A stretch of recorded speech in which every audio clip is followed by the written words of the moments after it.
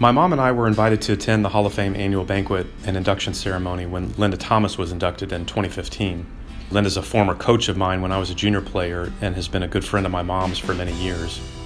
To be honest, it never really even crossed my mind that my mom might be worthy of induction. But before the 2015 banquet, I had an opportunity to wander around the Hall of Fame inductee gallery. And as I read through most, if not all, of the plaques describing the many accomplishments of the past inductees, especially the volunteers, I started to think that based on my mom's many years of contributions to tennis in Texas as a volunteer herself, that she might belong in the hall.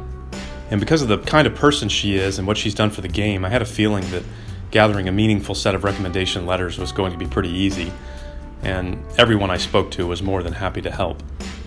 My mom's been fortunate enough to earn several awards along the way in recognition of her community service and advocacy as it relates to tennis in Texas. But of course, the award she receives tonight tops them all. My mom has contributed to Texas tennis at some level for about 40 years, starting out with participation in the Houston Ladies Tennis Association and Houston Tennis Association programs, to coordinating volunteers for the Virginia Slims of Houston WTA event many years ago, to being the longtime executive director of the Linda Laurel Scholarship Fund and Tennis Classic, and to what she's been doing now for the past decade, which is chairing the HTA's National Junior Tennis and Learning, or NJTL, chapter, which serves thousands of kids in the Houston area at dozens of neighborhood parks and schools. And this is something that she's very proud of, and we're proud of as well. Additionally, she spent countless hours performing hands-on volunteering at all kinds of tournaments and other events, running junior tournament sites, raising money. I know she's personally raised well over $1 million, and promoting the game of tennis to the masses. And this doesn't include the decade she spent driving me around the state to participate in junior tournaments, which is a contribution that obviously means a lot to me personally. And I'm sure there are a few clubs around the city of Houston that have been grateful for her membership recruiting efforts. I think one thing about my mom that people may not know that they should is that she still plays tennis 2 to 3 times a week, which is quite an accomplishment for a 78-year-old, and I brag on her about that quite a bit.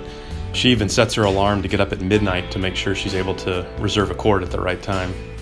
Well, obviously I have a lot of favorite memories with my mom, but as it relates to tennis specifically, I have a lot of great memories of our time together on the road during my junior tennis days. When we traveled to Abilene and Austin, Corpus, Dallas, San Antonio, Tyler, Wichita Falls, and probably a whole lot more. Of course, the best times were when I either won a tournament or beat a higher seed that I wasn't expected to beat.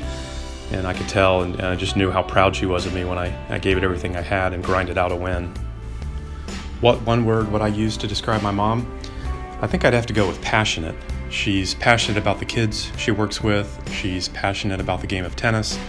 She's passionate about volunteering and volunteer service, and she's passionate about raising money, and I don't think we'll ever see her stop doing what she's doing.